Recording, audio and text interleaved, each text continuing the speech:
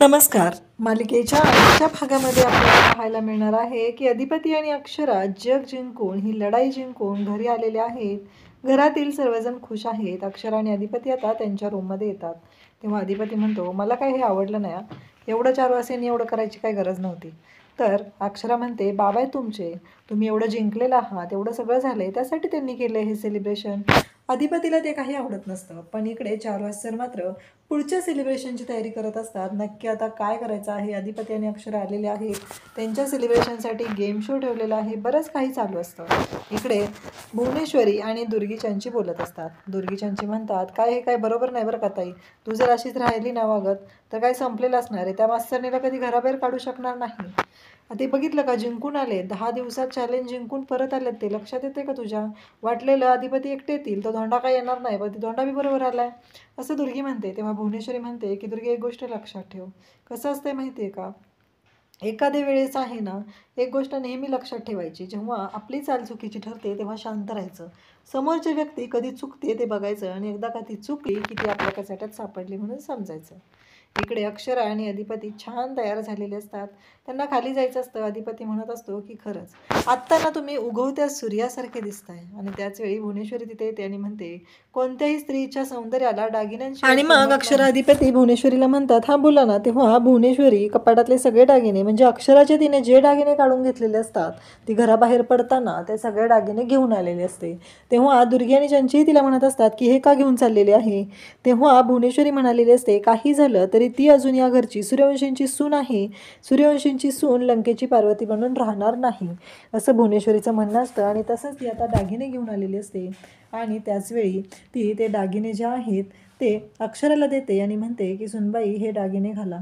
याच्याशिवाय तुमच्या सौंदर्याला किंमत येणार ना, तुमच्या सौंदर्याला तिथे किंमत येणार नाही किंवा ते चांगलं दिसणार नाही. तुम्हाला हे दागिने घालणं गरजेचंच आहे, असं म्हणत ती दागिने देते.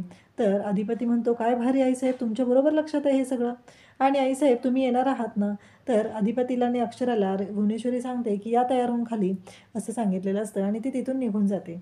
त्यानंतर आपल्याला पाहायला मिळतं की इकडे अधिपती आणि अक्षरा एकमेकांशी बोलत असतात. अधिपती म्हणतो, बघितलं का, तुमच्या लक्षात होतं का, माझ्या आईसाहेब आहेत ना, ह्या सगळ्या शब्दाला पक्के आहेत त्या, म्हणून तर त्या आत्ता पण बघितलं ना कशा आलेल्या होत्या, बरोबर ते दागिने घेऊन आल्या. आणि ह्यासाठी मला त्यांचं ना आवडतं. त्या असल्याशिवाय मी परिपूर्णच नाही. जोपर्यंत आईसाहेबांशी सूर्यवंशी चांगले वागत नाही तोपर्यंत आम्ही त्यांना कधीच किंमत देणार नाही, असं अधिपतीचं म्हणणं असतं. त्यावरती अक्षरा म्हणते, अहो तुमच्या आईसाहेब जशा चांगल्या आहेत तसं तुम्ही तुमच्या वडिलांना पण कधीतरी संधी द्या ना. त्यांनी तुमच्यासाठी एवढं केलं आहे, तुम्ही कधीतरी चांगलं राहा त्यांच्याबरोबर, तरच हे सगळं होणार आहे. आणि मग अक्षरा ते दागिने घालत असते. तेव्हा अधिपती तिला मदत करू लागतो, तिला ते गळ्यात हार घालू लागतो. इकडे अक्षराचे आई बाबा बोलत असतात. अक्षराचे बाबा फोन लावत असतात, पण अक्षरा काही फोन उचलत नसते. आई म्हणत असते, अहो ती कामात असेल ना.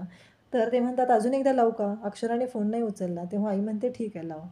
तर बाबा फोन लावतात आणि मग ते म्हणतात, मला काय वाटतंय आपण जाऊनच येऊया का त्यांच्याकडे, तिकडं एवढं सगळं झालेलं आहे. तेव्हा आई म्हणते, हो आपण त्यांना जेवायलाच बोलवलेलं आहे आणि ते येणार आहेत, आज तर ते आलेत ना. आणि आई सांगते की आणखी एक गोष्ट घडली की मी एकदा सुखी होणार आहे. अक्षरा नाही म्हणत होती लग्नाला, तिला करायचं नव्हतं एवढं कमी शिक्षण झालेल्या माणसाशी लग्न. आता आपली अक्षूही प्रेमात पडली आहे. माझा जीव भांड्यात पडला आहे. मला बरं वाटतं कारण अधिपती खूप चांगले आहेत. आता अक्षरा अधिपती खाली येतात. खाली इकडे ओंक्या आणि ओंक्याची बायको दोघेजण आलेले असतात. आणि मग ते सगळेजण वाट बघत असतात. अक्षराधिपती आले की त्यांना ते बुके देतात. शिवानी आणि ओंकार अक्षराधिपतीचं कौतुक करतात. आणि त्यावेळेस तिथे चारुहास सर म्हणतात की आता ओंकार, आता पुढच्या ह्याला तयारीला सुरुवात करूया आपण. आणि चारुहास सरांनी खूप छान असा प्लॅन केलेला असतो. अक्षरा त्याचबरोबर अधिपती भुवनेश्वरी तिथे भुवनेश्वरी आलेली नसते. तेव्हा चारुहास सर म्हणतात की मला नाही वाटत ती येईल, आणि ती आली तर मला आश्चर्य वाटेल, असं ते बोलतात. त्यावेळात अधिपती म्हणतो की आईसाहेब येणार नसतील तर मीही चाललो. आणि मग भुवनेश्वरी तिथे येते आणि म्हणते, असं कसं, तुमच्यासाठी केलं ना हे सगळं, तर आम्ही आलो. भुवनेश्वरी तिथे खाली बसणार असते. तेव्हा तिथे त्यांच्यातला नौकर येतो आणि तो म्हणतो की मॅडम तुमच्यासाठी खुर्ची आणू का. तेव्हा भुवनेश्वरी म्हणते की नाही नको. आणि मग भुवनेश्वरी सांगते की खुर्चीची काही गरज नाही. आणि भुवनेश्वरी पण खाली बसते. त्यानंतर आपल्याला पाहायला मिळतं की आता सगळा खेळ सुरू होतो. आणि खेळ असतो तो म्हणजे पासिंग द पिलो. त्यामध्ये कोणाकडे जो चान्स मिळेल ती चिठ्ठी उचलायची आणि त्याने ते करून दाखवायचं. आजी म्हणतात, ते नाचगाणं असेल तर पण करेल, पण एवढं जमणार नाही मला. भुवनेश्वरी म्हणते की मला काय जमणार नाही. आजी म्हणते, अगं जरा कधीतरी लहान व्हावं, आपल्यातलं लेकरू बाहेर पडतं. थँक्यू.